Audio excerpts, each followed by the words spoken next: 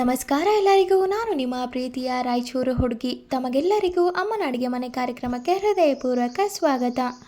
ಇವತ್ತಿನ special recipe ಏನಪ್ಪ ಅಂದರೆ, ತುಂಬ ಜನ ಕೇಳ್ತಾ ಇದ್ರಿ ಚಪಾತಿಗೆ ಸೈಡ್ ಡಿಶ್ ಏನಾದರೂ ಹೇಳಿ ಅಂತ. ಹಾಗಾಗಿ ಮನೆಯಲ್ಲಿ ಯಾವುದೇ ರೀತಿಯ ತರಕಾರಿ ಇಲ್ಲ ಅಂತ ಅಂದರೆ ತುಂಬ ಸುಲಭವಾಗಿ ಹಾಗೆ ಇನ್ಸ್ಟೆಂಟಾಗಿ ಮಾಡುವಂತಹ ಪಿಟ್ಲನ ಯಾವ ರೀತಿ ಮಾಡೋದು ಅಂತ ನೋಡ್ಕೊಂಡು ಬರೋಣ. ಮೊದಲಿಗೆ ಈ ರೆಸಿಪಿನ ಮಾಡಲಿಕ್ಕೆ ಒಂದು ಕಡಾಯಿ ಕೂಡ ಕಾಯಲಿಕ್ಕೆ ಇಟ್ಟಿದ್ದೀನಿ. ಕಡಾಯಿ ಇನ್ನೇನು ಕಾದಾಗಿದೆ ಅಂದಮೇಲೆ 2-3 ಟೇಬಲ್ ಸ್ಪೂನಷ್ಟು ಎಣ್ಣೆನ ಹಾಕ್ಕೋಬೇಕು. ಎಣ್ಣೆ ಇನ್ನೇನು ಕಾದಾಗಿದೆ ಅಂದಮೇಲೆ ಅರ್ಧ ಟೇಬಲ್ ಸ್ಪೂನ್ ಜೀರಿಗೆ, ಅರ್ಧ ಟೇಬಲ್ ಸ್ಪೂನ್ ಸಾಸಿವೆನ ಹಾಕ್ಕೋಬೇಕು. ಜೀರಿಗೆ ಸಾಸಿವೆ ಚಟಪಟ ಅಂದಮೇಲೆ ಸ್ವಲ್ಪ ಕರಿಬೇವನ್ನ ಹಾಕ್ಕೊಂಡು, ಅದಾದಮೇಲೆ ತುಂಬ ಚಿಕ್ಕದಾಗೆ ಹೆಚ್ಚಿ ಇಟ್ಕೊಂಡಿರುವಂತಹ ಒಂದು ದೊಡ್ಡ ಸೈಜಷ್ಟು ಈರುಳ್ಳಿನ ಹಾಕಿ ತುಂಬ ಚೆನ್ನಾಗಿ ಫ್ರೈ ಮಾಡ್ಕೋಬೇಕು. ಈರುಳ್ಳಿ ಸಂಪೂರ್ಣವಾಗಿ ಮೆದುವಾಗಬೇಕು, ಅಲ್ಲಿವರೆಗೂ ಅದನ್ನು ಫ್ರೈ ಮಾಡ್ಕೋಬೇಕು.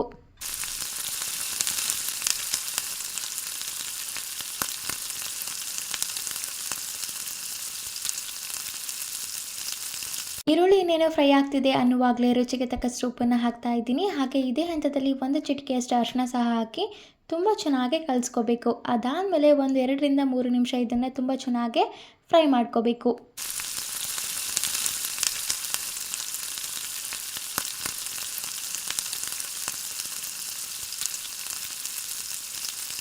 ನೋಡಿ, ಈರುಳ್ಳಿ ತುಂಬ ಚೆನ್ನಾಗಿ ಫ್ರೈ ಆಗ್ತಿದೆ. ಇದೇ ಹಂತದಲ್ಲಿ ನಾವು ಒಂದು ಚಿಕ್ಕ ಬಟ್ಲನ ತಗೊಂಡು ಅದರಲ್ಲಿ 1 ಟೇಬಲ್ ಸ್ಪೂನಷ್ಟು ಕಡಲೆ ಹಿಟ್ಟನ್ನು ಹಾಕ್ಕೋಬೇಕು.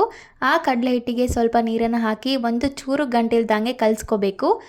ಅದಾದಮೇಲೆ ಅದನ್ನು ಸೈಡಿಗೆ ಎತ್ತಿಟ್ಟು ಇವಾಗ ಒಗ್ಗರಣೆಗೆ ರುಚಿಗೆ ತಕ್ಕಷ್ಟು ಅಚ್ಕಾರದ ಪುಡಿನ ಹಾಕ್ತಾ ಇದ್ದೀನಿ. ಅಂದರೆ 2 ದೊಡ್ಡ ಸ್ಪೂನಷ್ಟು ಅಚ್ಕಾರದ ಪುಡಿನ ಹಾಕಿದ್ದೀನಿ ನಾನು.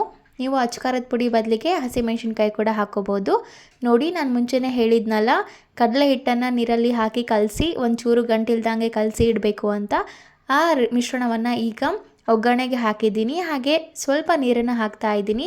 ಇದೆಲ್ಲವನ್ನು ಹಾಕಿ ತುಂಬ ಚೆನ್ನಾಗಿ ಕಲಿಸ್ಕೋಬೇಕು. ಈ ಮಿಶ್ರಣ ಒಂಚೂರು ಗಂಟಿಲ್ದಂಗೆ ಇದನ್ನು ಕಲಿಸ್ತಾನೆ ಇರಬೇಕು. 2-3 ನಿಮಿಷ ಇದನ್ನು ಕಲಸಿ ಕುದಿಸಿದ್ರೆ ಸಾಕಾಗುತ್ತೆ. ಸಖತ್ ಟೇಸ್ಟಿಯಾಗಿರುವಂತಹ ಪಿಟ್ಲ ಅಥವಾ ಜುಣ್ಕ ತಿನ್ನಲಿಕ್ಕೆ ರೆಡಿಯಾಗಿರುತ್ತೆ. ಇದನ್ನು ಕೆಲವೊಂದು ಕಡೆ ಜುಣ್ಕ ಅಂತ ಹೇಳ್ತಾರೆ, ಕೆಲವೊಂದು ಕಡೆ ಪಿಟ್ಲ ಅಂತ ಹೇಳ್ತಾರೆ. ನಮ್ಮ ಕಡೆ ಇದನ್ನು ಪಿಟ್ಲ ಅಂತಲೇ ಹೇಳೋದು.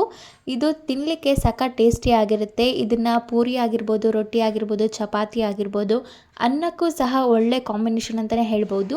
ತುಂಬ ಬೇಗ ಆಗುತ್ತೆ, ತುಂಬ ಇನ್ಸ್ಟೆಂಟಾಗಿ ಆಗುತ್ತೆ. ನೀವು ಎಷ್ಟು ತೆಳುವಾಗಿ ಬೇಕು ಅನ್ನೋದ್ರ ಮೇಲೆ ನೀರನ್ನು ಹಾಕ್ಕೊಳ್ಳಿ.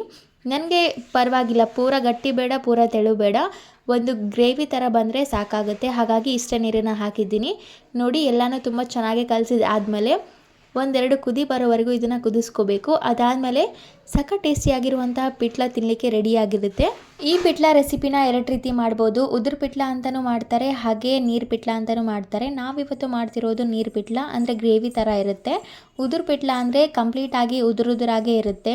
ಅಂದರೆ ಈ ಎಗ್ ಬುರ್ಜಿ ಎಲ್ಲ ಮಾಡ್ತಾರಲ್ಲ ಆ ರೀತಿ ಇರುತ್ತೆ. ನೋಡಿ, ಪಿಟ್ಲ ಎಲ್ಲ ಆಲ್ರೆಡಿ ಕುದ್ದು ತುಂಬ ಚೆನ್ನಾಗಿ ರೆಡಿ ಆಗಿದೆ. ಇವಾಗ ಇದನ್ನು ಪೂರಿ ಜೊತೆ ನಾನು ಸರ್ವ್ ಮಾಡ್ತಾ ಇದ್ದೀನಿ. ಇದು ತಿನ್ನಲಿಕ್ಕೆ ಸಖತ್ ಟೇಸ್ಟಿಯಾಗಿರುತ್ತೆ. ಒಮ್ಮೆ ಟ್ರೈ ಮಾಡಿ. ಇದಾಗಿತ್ತು ಇವತ್ತಿನ ಸ್ಪೆಷಲ್ ಪಿಟ್ಲ ರೆಸಿಪಿ. ಈ ರೆಸಿಪಿ ನಿಮಗೇನಾದರೂ ಇಷ್ಟ ಆಗಿದ್ದರೆ ಅಮ್ಮನ ಅಡುಗೆ ಮನೆ ಯೂಟ್ಯೂಬ್ ಚಾನಲನ್ನು ಲೈಕ್ ಮಾಡಿ, ಶೇರ್ ಮಾಡಿ, ಕಮೆಂಟ್ ಮಾಡಿ, ಹಾಗೆ ನಮ್ಮ ಯೂಟ್ಯೂಬ್ ಚಾನಲನ್ನು ಸಬ್ಸ್ಕ್ರೈಬ್ ಮಾಡಿ. ಧನ್ಯವಾದಗಳು.